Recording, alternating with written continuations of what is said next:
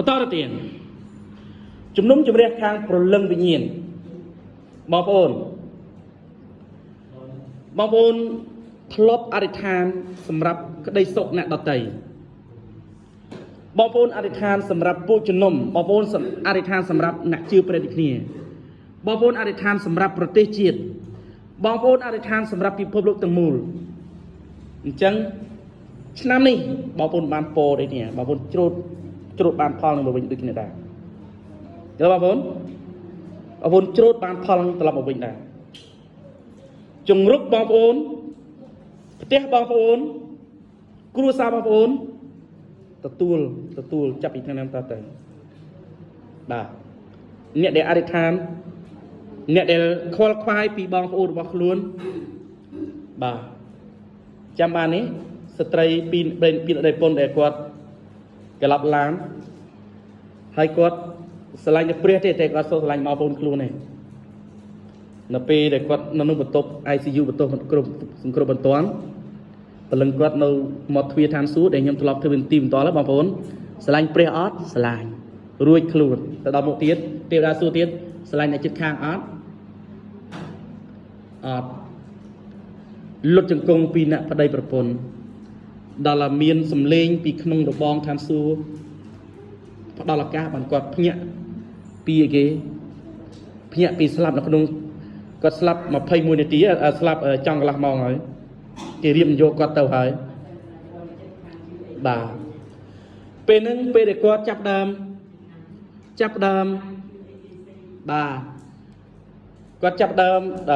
រស់ឡើងវិញគឺគាត់អត់ទៅផ្ទះទេទៅដំបូងគឺទៅធ្វើទីបន្ទាល់នៅវិហារលោកគ្រូលាទៀតដល់បាទយ៉ាងម៉េចពេលហ្នឹងមកប្រាក់ខែពីដីពន្ធកាត់ជិត 1000 ឡាកាត់ទុកសម្រាប់ម្ចាស់ដែលក្រៅហ្នឹងគឺបងប្អូនដែលមានជាងប្រមាណ100នាក់នៅក្នុងពួកជំនុំហ្នឹងដែលមានបញ្ហាអីខ្វះខាតអីឈឺអីគឺគាត់ទៅលុយគាត់ទៅមុនគេព្រោះគាត់ដឹងថ្ងៃនេះអ៊ីច្រាប់ឈឺក៏លំបាកបងប្អូនចេញពីនេះទៅណាដែលចង់បានពរទៅចាស់សម្រាប់ខ្ញុំពីអ្នកប្រពន្ធខ្ញុំធ្វើចំពោះគាត់ជាច្រើនហើយបើបងប្អូនចង់ធ្វើបន្តទៅចាស់មានអីទៅចាស់បាទបងប្អូនរបស់យើងក៏មានបញ្ហាបងប្អូនគុំនេះគឺជាការលបងលោបងប្អូនពេលខ្លះព្រះឲ្យយើងស្រឡាញ់មនុស្សមិនមែនមនុស្សគួរឲ្យស្រឡាញ់ទេស្រឡាញ់មនុស្សដែលមិនគួរឲ្យស្រឡាញ់បាទការនឹងគឺឲ្យយើងរឹងមាំនៅចំពោះព្រះអង្គសូមមើលបន្តទៀតបងប្អូនសេចក្តីជំនុំជម្រះនេះគឺសំខាន់ណាស់បងប្អូនអាចមើលនៅក្នុងច្រូតអីបងប្អូនប្រុសពូជអីនឹងច្រូតបានពូជនឹងត្រឡប់មកវិញនៅក្នុងខ9បងប្អូនមើលក្នុងខ9ជាមួយគ្នាខ្ញុំអានអើយកុំអោយណាយចិត្តនឹងធ្វើការល្អឡើយត្បិតបើសិនមិនណាយចិត្តទេនោះកំណត់ដល់យើងនឹងច្រូតបានហើយគ្រីបរិស័ទព្រះអង្គឲ្យយើងកុំអោយណាយចិត្តនឹងធ្វើការល្អបាទបងប្អូនយល់អត់កុំអោយណាយចិត្តនឹងធ្វើការល្អរហូតដល់ព្រះយេស៊ូវយាងមកបងប្អូននិងខ្ញុំអត់ធុញអត់ទៅទ្រាំនឹងការធ្វើការល្អទេការដែលយើងធ្វើសេចក្តីសប្បុរសអង់គ្លេសថាអសុំភាសាខ្មែរខ្ញុំអត់យល់ទេសេចក្តីសប្បុរសជាអ្វីដល់ពេលខ្ញុំមើលភាសាអង់គ្លេស charity charity មានន័យម៉េចមានតែចែកទានឬក៏ផ្ដល់អំណោយឬក៏ជួយអ្នកដល់តីដោយមិនគិតថ្លៃនឹងឯងថាសេចក្តីសប្បុរសហើយបងប្អូនបញ្ជាក់នឹងទៀតពាក្យដល់បងប្អូនខ្លួននេះគឺសំដៅអ្នកជឿព្រះដូចគ្នាបាទលោកកៃក៏បានដែរប៉ុន្តែយើងគួរតែមើលបងប្អូនយើងមុនសិនចាំលោកកៃក្រោយបាទគ្រីបរិស័ទបើយើងចង់រស់នៅឲ្យសេចក្តីស្រឡាញ់របស់ព្រះលក្ខរបស់ព្រះយេស៊ូវគ្រីស្ទមកក្នុងជីវិតរបស់យើងប្រចាំថ្ងៃមានតែមួយនេះបងប្អូនសម្រាប់នឹងខ9នេះបងប្អូនមើលខ9ព្រះអង្គឲ្យយើងធ្វើការល្អឥតប្រសើរនៅក្នុងព្រះគម្ពីរយូអែលចំពោះ6ខ6សេចក្តីសប្បុរសនេះមានន័យថាឲ្យយើងចែកទានឲ្យយើងធ្វើការល្អមានន័យចឹង បាទបងប្អូនកុំខ្លាចខាតពីព្រោះកាពីនិយាយថាកុំអោយប្រមូលទ្រព្យសម្បត្តិទុកកន្លែងដែលមានកន្លាតច្រេះចោទម្លុះប្លន់ឡើយ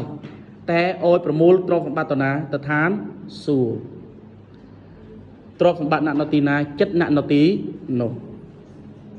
ចិត្តនៅទីនោះយ៉ាងម៉េចបងប្អូនឧទាហរណ៍តែយើងដាក់ទៀនសម្រាប់ដាក់អត់ឃើញគាត់អត់ចិត្តរបស់យើងពេលដាក់ហើយដល់ 4K ក៏ដល់យើងនឹកឃើញពីគាត់ដែរឃើញគាត់តែគាត់អត់ហើយយើងចេះដល់ចិត្តយើងថាចាំទៅមើលគ្រប់ដងទៀតពេលយើងទៅមើលឃើញគាត់អត់ទៀតព្រោះគាត់អត់មែនតើគាត់លំបាកមែនតើយើងទៅទៀតហើយមិនត្រឹមតែគាត់ឯអ្នកដតីថែមទៀតពេលខ្លះពេលយើងអធិដ្ឋានបងប្អូនយើងអធិដ្ឋានថាយើងគោលបំណងយើងទៅទាំងមុខហ្នឹងឯងប៉ុន្តែពេលយើងគាត់ទៅចូលរកអធិដ្ឋានព្រះអង្គបើកសម្ដែងយើងឃើញយ៉ាងផ្សេងទៀតគឺព្រះអង្គព្រះញាតិបរិសុទ្ធនាំយើងឲ្យយើងឃើញហើយឲ្យយើងអធិដ្ឋាននៅការនោះ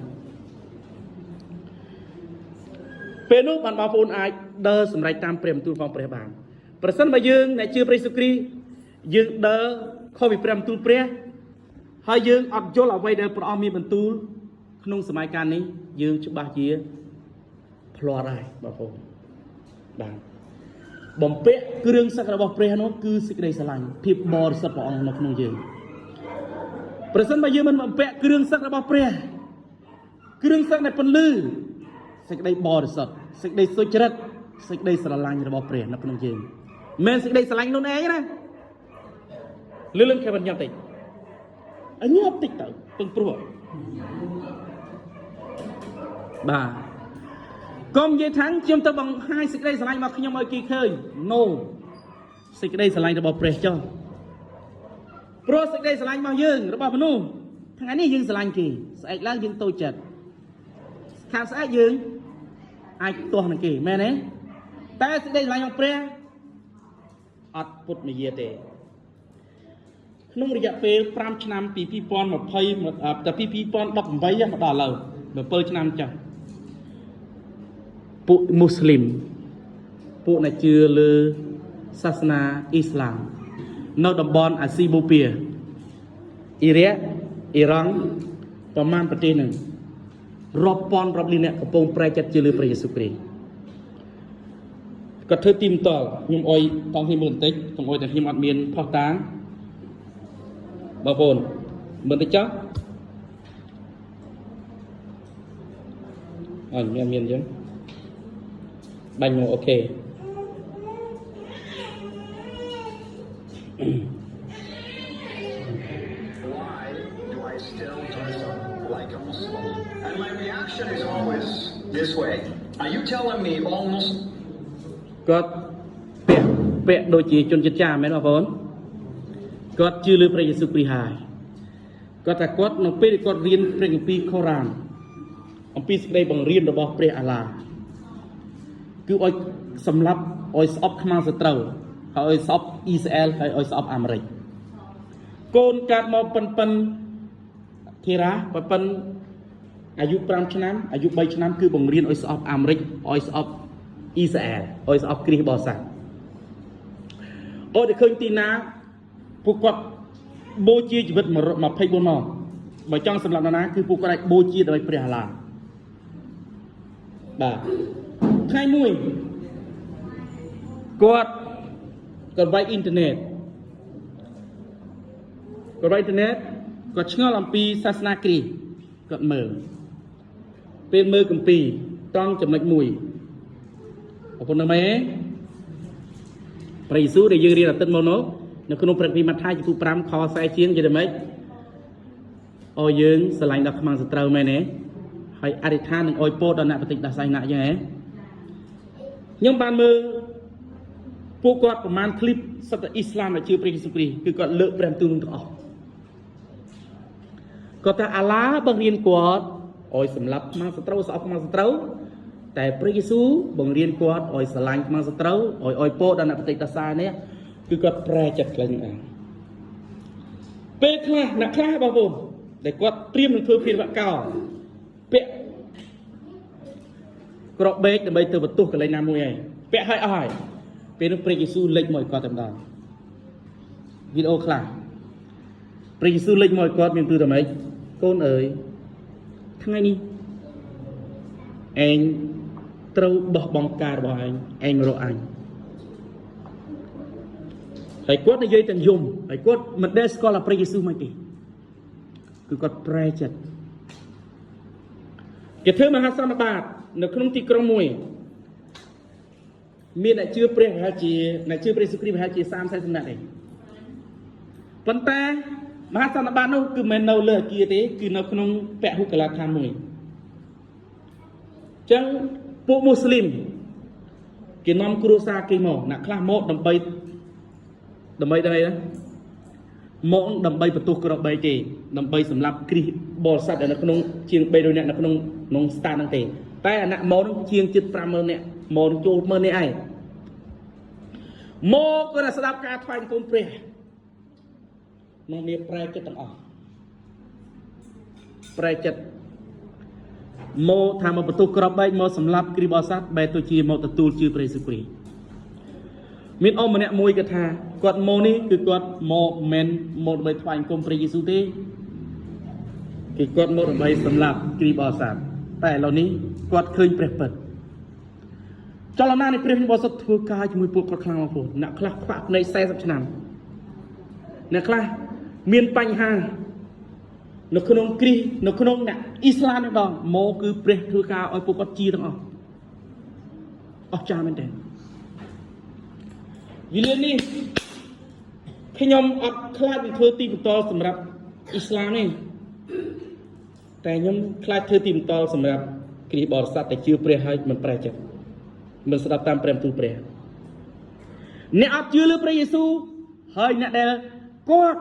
អត់ដែលលឺដំណឹងល្អអត់ខ្លាចនឹងធ្វើទីបន្ទាល់ទេ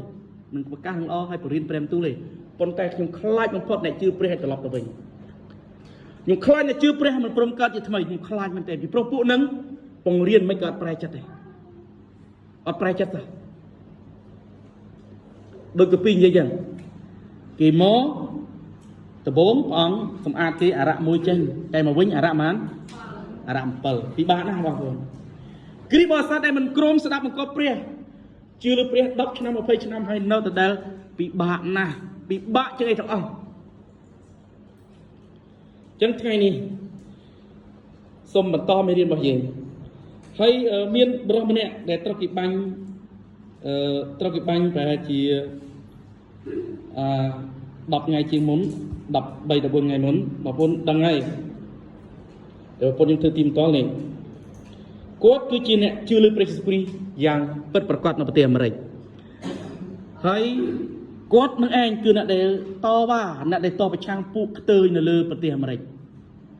ហើយពួកអ្នកពន្លុះកូននៅប្រទេសអាមេរិកហើយគាត់អ្នកធ្វើការជាចង់និយាយថាគាត់ជាសកម្មជនរបស់បកមួយរបស់និយាយមកទៅថាជាដៃស្ដាំរបស់លោកដូណាល់ត្រាំហើយគាត់ជាអ្នកកខ្លាចព្រះបងប្អូនពេលគាត់ស្លាប់ហើយបើខ្ញុំចាប់ដើមឃើញគាត់អធិប្បាយព្រមទូលល្អៗមែនតើអស្ចារ្យណាស់គាត់បន្ទោសបើយើងអ្នកស្គាល់សេចក្តីពិតហើយមិនបំព្រឹត្តសេចក្តីពិតបងប្អូនត្រូវទោសជាងអ្នកអត់ជឿព្រះទៅទៀតគាត់និយាយខ្លាំងតែម្ដងហើយគាត់បងប្អូនត្រូវបានគេបាញ់សម្លាប់តាមអលិកកនៅពេលកំពុងតែធ្វើសន្និបាតជាមួយនឹងពួកសិស្សនៅសាលាសាកលវិទ្យាល័យមួយហើយគ្រីស្ទបរិស័ទជាច្រើននៅលើប្រទេសអាមេរិកគឺយំសោកសម្រាប់គាត់បងប្អូនដឹងទេខ្ញុំត្រូវបាននិយាយពីសេចក្តីទំនាយតែមុនពេលឆ្នាំទៅមុនពេលដូណាល់ត្រាំឡើងសេចក្តីទំនាយដែលពួកខ្ញុំរៀនហើយពួកយើងអធិដ្ឋានសម្រាប់ដូណាល់ត្រាំឡើងជាទូទៅដីហើយដូណាល់ត្រាំត្រូវឡើងមកដើម្បីព្រះពន្យាពេលផែនដីនេះទេវតានៃការសម្អាតមកតាមរយៈលោកដូណាល់ត្រាំផែនដីទាំងមូលនេះ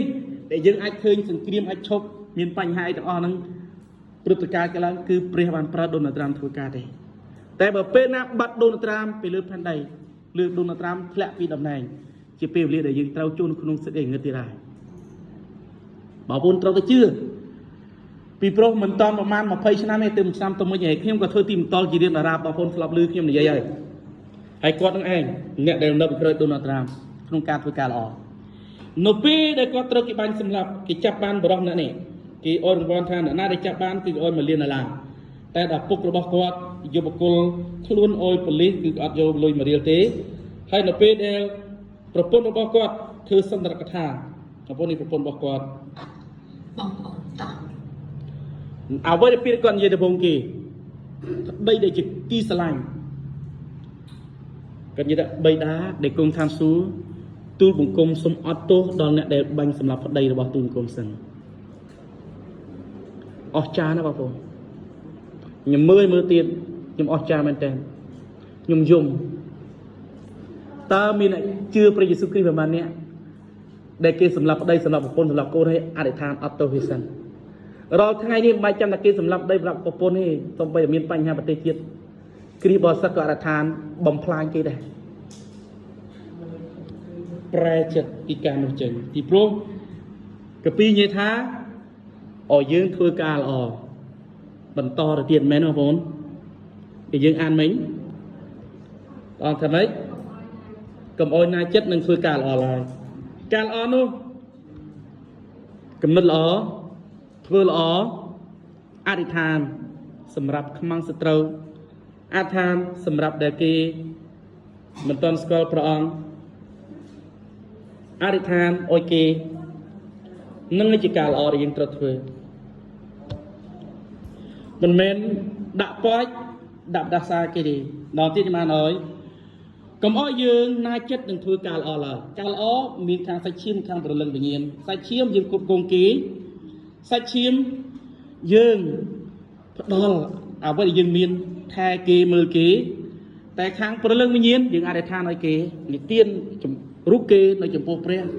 ឲ្យគេបានស្គាល់ព្រះអង្គហើយបើគេមានបញ្ហាអធិដ្ឋានមិនមែនឲ្យគេចាប់ស្លាប់ទេអធិដ្ឋានឲ្យព្រះអង្គព្យាបាលគេ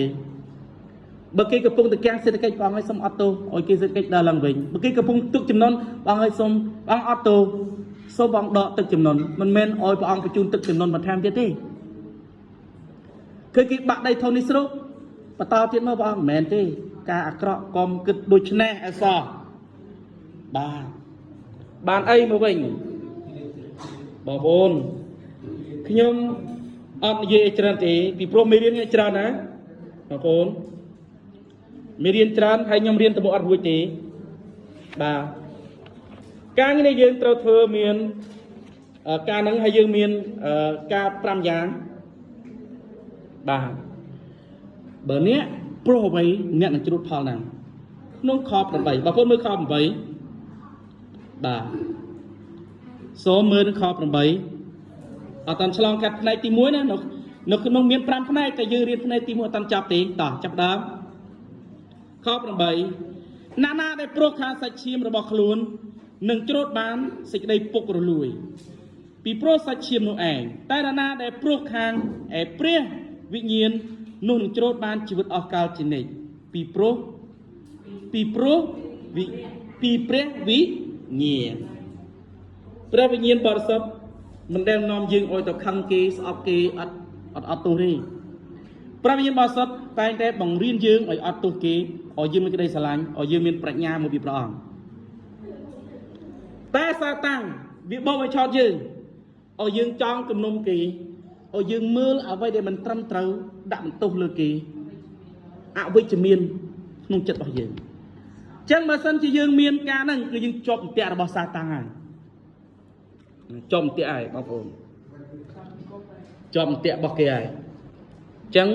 ព្រះវិញ្ញាណបរិសុទ្ធបង្រៀនយើងឲ្យយើងផ្ដល់ក្តីស្រឡាញ់ឲ្យយើងអត់ទោសចេញមើលលេខនេះព្រោះអ្វីសាច់ឈាមយើងទាំងអស់គ្នាយើងដឹងហើយសាច់ឈាមកាឡាទីចំពោះ5ខ18ដល់19ដល់22ដល់21បងឃើញដែរសេចក្តីកំផិតស្អាយស្មោះស្មុគរូបអាភាថ្វាយគុំរូបព្រះកំហឹងតោះតែងគ្នាមានតែ17យ៉ាងឯងគឺសាច់ឈាមប្រសិនបើគ្រីស្ទបរិស័ទមានសាច់ឈាមមួយណាដែលនៅក្នុងការ17យ៉ាងនៅក្នុងកាឡាទីចំពោះ5ខ19 21ហ្នឹងគឺយើងត្រូវដកវាចេញបើយើងដកវាមិនចេញទេ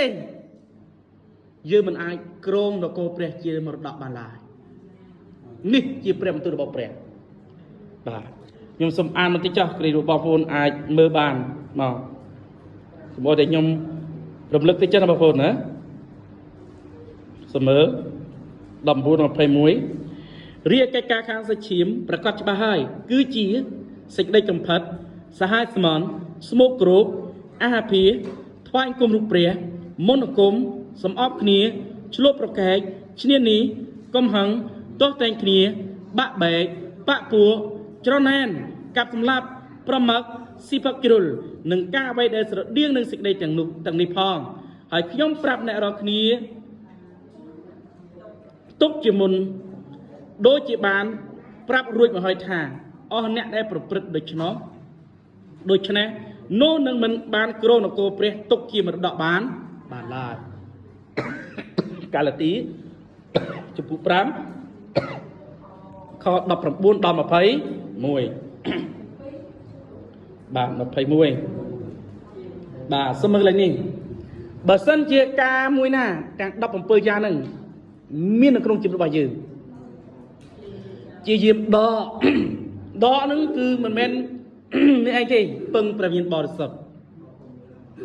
បាទពឹងព្រះវិញ្ញាណបរិសុទ្ធឲ្យជួយយើងអធិដ្ឋានទូលវរព្រះអង្គឲ្យព្រះវិញ្ញាណបរិសុទ្ធជួយយើងឲ្យយើងអាចដកបានប្រសិនបើយើងមិនព្រមដកទេយើងនៅស្រឡាញ់នៅបៀមបៀទេបងប្អូនជាពីថាមិនអាចគ្រងនគរព្រះបានឡើយ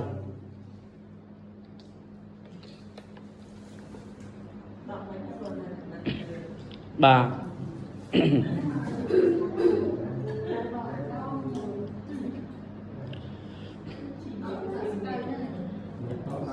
ទី2បាទទី2បាទទី2គឺ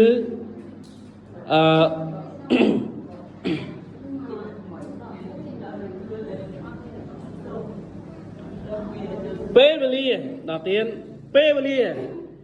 ដែលព្រះអង្គពេលវេលាដែលជំនុំជម្រះដែលយើងព្រោះដែលមនុស្សត្រូវច្រូតបានវិញពេលច្រូតគឺព្រះអង្គជាអ្នកជំនុំជម្រះគេដូចខ្ញុំលើកមិញថាពីដើមប្រទេសណាដែលធ្លាប់បៀតបៀនប្រទេសណាសេចក្តីជំនុំជម្រះទៅប្រទេសហ្នឹងអញ្ចឹងច្រូតនោះគឺជាព្រះអង្គគឺជាអ្នក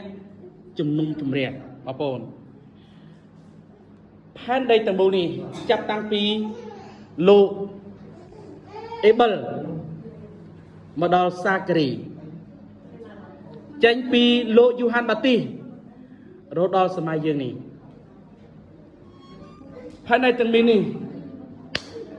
បានយំទៅចំពោះព្រះឈាមរបស់មនុស្សសុចរិតគឺយំចំពោះព្រះបាទឈាមមនុស្សសុចរិតនៅចំនួនពោតនោះរាប់លានអ្នកដែលត្រូវគេសម្លាប់ដែលមានកំហុសឈាមរបស់គាត់នឹងគឺឡើងទៅចំពោះព្រះអេប៊លត្រូវកាអ៊ីនសម្លាប់ឈាមរបស់គាត់គឺឡើងចំពោះព្រះយូហានបាទីសត្រូវហេរ៉ូតកាត់កឈាមរបស់លោកហេរ៉ូតឡើងទៅចំពោះព្រះឈាមអ្នកអត់មានកំហុសនៅលើផែនដីនេះដោយត្រូវគេសម្លាប់ដោយអយុត្តិធម៌ដោយអត់មានកំហុសអីសោះឈាមរបស់គាត់គឺនៅចំពោះព្រះគឺស្រែកចំពោះព្រះបាទសូមនៅក្នុងព្រះគម្ពីរ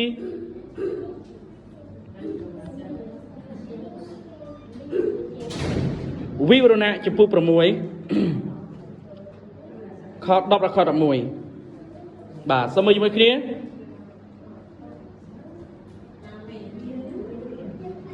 ញ៉ាំបានអើយ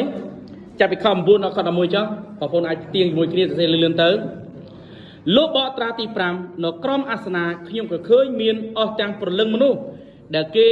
បានសម្លាប់ដោយព្រោះកាន់តាមព្រះបន្ទូលនិងសេចក្តីបន្ទាល់ព្រលឹងទាំងនោះក៏បន្លឺឡើងថាតំលេងថាអូព្រះអម្ចាស់ជាព្រះបរិសុទ្ធហើយពិតប្រាកដអើយតើចាំកាលណាទៀតបានជំនុំជម្រះហើយសងសឹកដល់ពួកមនុស្សនៅលើផែនដីដោយព្រោះឈាមរបស់យើងខ្ញុំរាល់គ្នាខ11នោះមានគេឲ្យអោសោវែងដល់អ្នកទាំងនោះ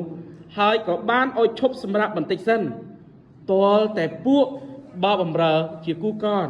ហើយជាបងប្អូនអ្នកបងប្អូនដែលត្រូវសម្លាប់បែបដូចគ្នាបានគ្រប់ចំនួនសិន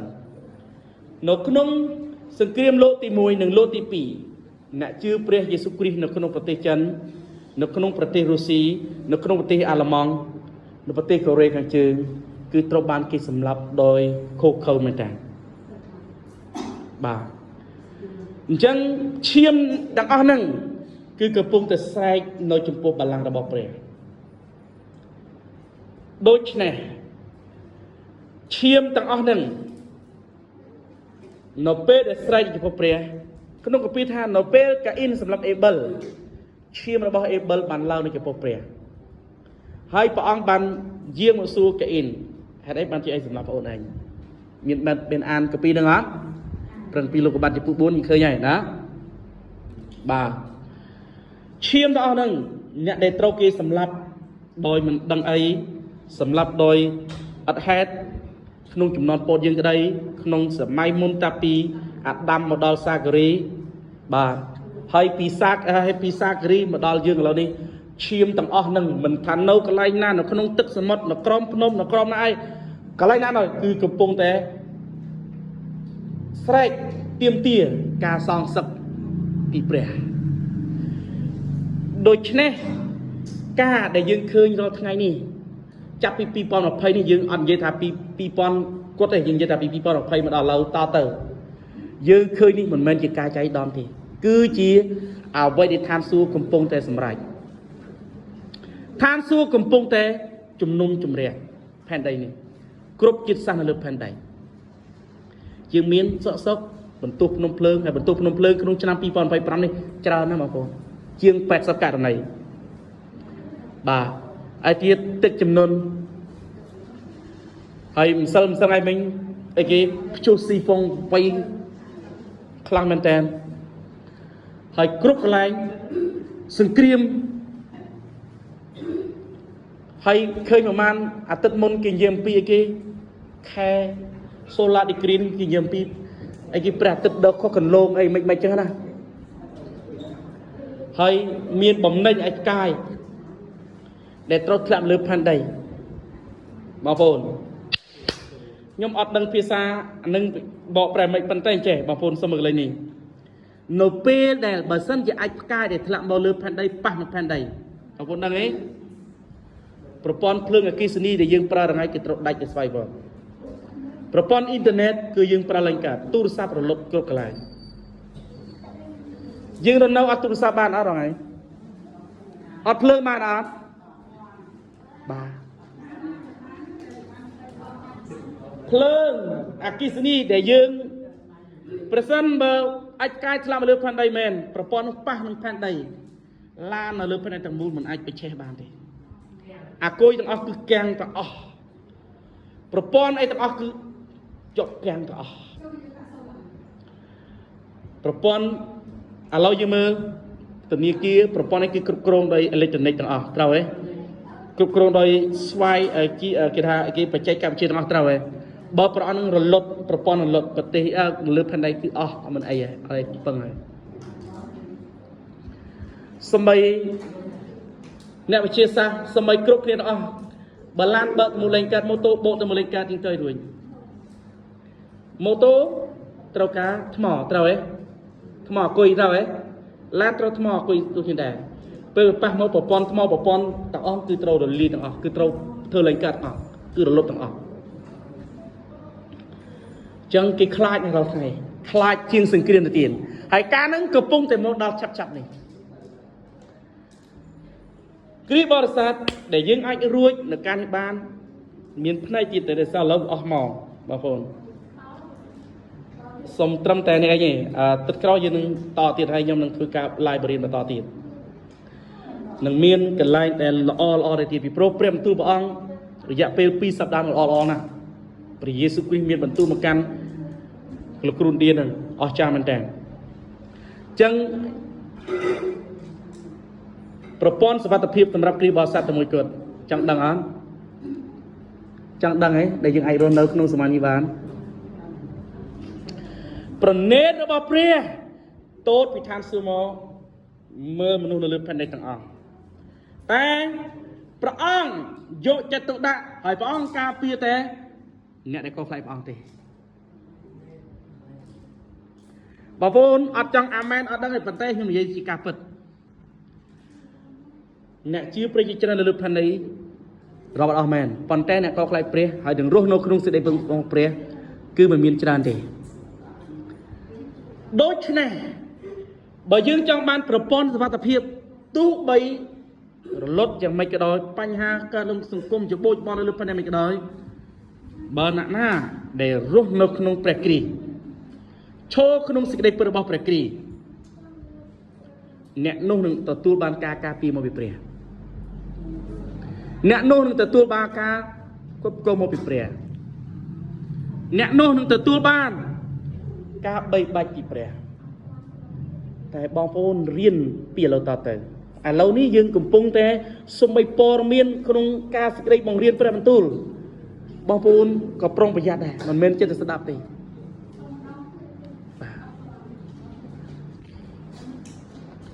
នឹងនិយាយឲ្យទៀតទេអត់ដឹងទេ safety net សម្រាប់យើងសំណាញ់សុវត្ថិភាពសម្រាប់គ្រីបរិស័ទប្រព័ន្ធសុវត្ថិភាពមានតែមួយប៉ុណ្ណោះបងប្អូនត្រូវដែល union with Christ ខ្មែរយើងបកថាប្រកបជាមួយព្រះគ្រីស្ទរស់ក្នុងព្រះគ្រីស្ទបំពាក់គ្រឿងសឹករបស់ព្រះបានយើងអាចឆ្លងកាត់រួចបានយើងអាចឈរនឹងបានតែបើសិនមកយើងចេញទៅពីផ្ទះខ្ញុំទៅដែលខ្ញុំមិនដឹងថាធ្វើម៉េចទេណាបងប្អូនខ្ញុំមិនដឹងថាបងប្អូនគិតមិនប៉ុន្តែជាការពិតណាសូមប្រែចិត្តប្រព័ន្ធការពារដែលសុវត្ថិភាពសំខាន់បំផុតគឺព្រះបាទស្មើជាមួយគ្នាបាទសប្តាហ៍ក្រោយយើងនឹងជួបគ្នាម្ដងទៀតហើយខ្ញុំនឹងបង្រៀនមួយឲ្យច្បាស់ឲ្យលឿនឲ្យចប់បាទនេះនៅសល់3សន្លឹកទៀតបងប្អូនអត់តាន់អស់ទេហើយខ្ញុំបកអត់តាន់ហើយទៀតបាទពីព្រោះមុននឹងចប់ខ្ញុំសូមបងប្អូនអ្នកគ្នាមើលនៅក្នុងព្រះគម្ពីរវិវរណៈដដែលជំពូក10ខ1បាទបងប្អូនជឿមិនជឿតែខ្ញុំអានអយខ្ញុំឃើញទេវតាដ៏ខ្លាំងពូកែមួយទៀតចុះពីលើមេមានហុំពពកហើយអិនទនូព័ទ្ធជំវិញលើក្បាលមុខនៃទេវតានោះដូចជាថ្ងៃហើយជើងដូចជាបង្គោលភ្លើងបាទយើងមើលលេខនេះចុះពីលើមេឃមានពពកហុំមានន័យថាក្បាលរបស់ទេវតាហ្នឹងទល់នឹងមេឃទល់នឹងពពកបងប្អូនទេវតាគឺមានច្រើនប្រភេទប៉ុន្តែទេវតាដែលព្រះអង្គបាន reserve ខ្មែរบอกថាព្រះអង្គបំរុងទុកតាំងពី ancient creation មានតាំងពីព្រះអង្គបង្កបង្កើតផែនដីផ្ទៃមេឃមកដល់ឥឡូវគឺជាទេវតានឹងឯងដែលធំហើយខ្ពស់ក្បាលរបស់ទេវតានឹងផុតពពកហើយជើងដូចបង្គោលភ្លើងហើយមុខដូចជាថ្ងៃហើយទេវតានឹងកាន់ bronze sword មានថាដាវលង្ហិនដូចមាសបងប្អូនដាវលង្ហិនក្នុងដៃហើយទេវតានឹងចាំការពារអ្នកជឿព្រះយេស៊ូវគ្រីស្ទពិតប្រាកដហើយធ្វើសង្គ្រាមនៅក្នុងសម័យកាលចុងក្រោយដូចជាអ៊ីស្រាអែលធ្វើសង្គ្រាមចាប់ទឹកដីកាណានព្រះអង្គបានបញ្ជូនទេវតាហើយទេវតាគឺច្បាំងជាមួយជំនួសជនជាតិអ៊ីស្រាអែលយ៉ាងណាហើយគ្រីស្ទបរិស័ទនៅសម័យកាលចំនួនក្រោយនេះទេវតានឹងច្បាំងជាមួយនឹងយើងដូចគ្នាដែរជំនួសយើងហើយទេវតានឹងគឺព្រះអង្គបំរុងទុកសម្រាប់អ្នកចំនួនយើងចុងក្រោយនេះបងប្អូនជឿព្រះបន្ទូលអត់ជឿអត់បងប្អូនប្រហែលជាមិនលឺនិយាយប៉ុន្តែជាការពិតបងប្អូនបើបងប្អូនមិនជឿសេចក្តីពិតបងប្អូនជឿក៏អូព្រះក៏ជឿចុះប៉ុន្តែខ្ញុំសូមជឿលើសេចក្តីពិតមានម្នាក់តាមខ្ញុំក៏បានអត់អីដែរជឿណាទេវតានឹងដែលព្រះអង្គបំរុងទុកគឺសម្រាប់ថ្ងៃចាប់ពីឥឡូវតទៅប៉ុន្តែនៅពេលគ្រាលំបាកមែនតើព្រះអង្គនឹងចាក់នៅព្រេងតាំងព្រះអង្គគឺចាក់ព្រេងតាំងនៃសេចក្តីស្រឡាញ់នៅក្នុងកាពីរ៉ូមនិយាយថាម៉េចត្បិតសេចក្តីស្រឡាញ់គ្រប់បាំងនៅភាពភ័យខ្លាចមែនទេបងប្អូនដូចដានីយ៉ែលអញ្ចឹងមនុស្សនៅក្នុងរូងសឹងសោះ ហើយតែអត់ខ្លាចដោយសារគាត់ព្រះអង្គប្រទានគាត់មានព្រេងតាំងនៃសេចក្តីស្រឡាញ់ហើយសឹងក៏អត់មានសិទ្ធមានអំណាចមកមួយគេមកប៉ះគាត់ដែរត្រូវហ៎នៅពេលដែលស្តេផានត្រូវគេស្គប់ធ្វើបន្ទាល់នៅមុខមនុស្សខ្លាចអត់នឹងឯងដោយសារព្រះអង្គចាក់ព្រេងតាំងនៃសេចក្តីស្រឡាញ់មកគាត់ហើយបាត់ភាពភ័យខ្លាចអញ្ចឹងគ្រីបបរិស័ទនេះគ្នាគុំថាអូពេលឮព្រះបន្ទូលដូចខ្ញុំនិយាយអំពីការនឹងមកដល់ភ័យខ្លាចភ័យរន្ធត់អត់ចង់ស្ដាប់ទេលោកគ្រូអើយរស់ណាល្អមកពីអត់មានល្អឲ្យខ្ញុំរៀនល្អមិនកាត់ឥឡូវអត់សិនពីនេះតទៅចាប់ពី2020ទៅមុខទៅអត់មានល្អទេបងប្អូនយល់អត់អត់មានល្អទេហើយខ្ញុំបរៀនបើខ្ញុំរៀនល្អមានតែខ្ញុំកុហកបងប្អូនត្រូវហ៎អញ្ចឹងខ្ញុំបរៀនពីសេចក្តីពិតដូច្នេះបងប្អូនពេលព្រះអង្គចាក់កាន់មកដល់បងប្អូននិងខ្ញុំដែលត្រូវដើរនឹងគឺបងប្អូនអត់ក្លែងខ្លាចទេណាពីព្រោះវិញ្ញាណនៃសេចក្តីស្រឡាញ់អំណោយទាននៃសេចក្តីស្រឡាញ់គឺចាក់មកលើមនុស្សគ្រប់រូបដែលអ្នកជឿព្រះពិតប្រកបអ្នកដែលរស់ធ្វើទីបន្ទាល់សម្រាប់ព្រះអង្គពិតប្រកបគឺអត់ខ្លាចទេបាទអត់ខ្លាចទេទោះបីមានឧបសគ្គកំភ្លើងភ្ជុំក្បាលកបិតភ្ជុំកមានដាវសិតសម្រងសិតតាគេភ្នក់ភ្លើងនៅចាំអត់ខ្លាចដែរពីព្រោះវិញ្ញាណនៃសេចក្តីព្រះអង្គហ្នឹងវិញ្ញាណនៃសេចក្តីស្រឡាញ់គឺអង់គ្លេសថា rain into the body of Christ ខ្មែរយើងបកថាម៉េចបកថាវិញ្ញាណនៃសេចក្តីស្រឡាញ់ព្រះអង្គគឺគ្រងរាជសោរាជនៅក្នុងរូបកាយអ្នកជឿលើព្រះយេស៊ូវគ្រីស្ទតែអ្នកជឿព្រះយេស៊ូវគ្រីស្ទពិតប្រាកដប្រែចិត្តរស់នៅដេញតាមព្រះអង្គរាល់ថ្ងៃដេញតាមអីគេសំបីដល់ថ្ងៃទូរស័ព្ទម៉ូតូមួយឆ្នាំអាប់ដេតដល់ត្រូវហ៎ត្រូវអត់ទូរស័ព្ទដេញម៉ាកម៉ូតូឡានគឺដេញម៉ាកដេញចំហត្រូវហ៎ព្រះអង្គគឺមានកម្រិតព្រះអង្គមែនទេបងប្អូនកម្រិតដូចគ្នាអត់មានកម្រិតទី1ហើយអត់ទៅមុខទៀតទេអានឹងគឺចប់ហើយបងប្អូនមកកម្រិតហើយឡើងទៅកម្រិតមកកម្រិតថែមទៀតកុំនៅទៅទេកំណត់ដដែលបើបងប្អូននៅដដែលមិនចង់ឡើងកម្រិតបងប្អូនមិនអាចទទួលកាន់បានទេពីព្រោះនៅពេលការមកដល់បងប្អូនសូមមើលតិចនឹងបញ្ចប់មួយគ្នាសូមលើកតិចចុះណា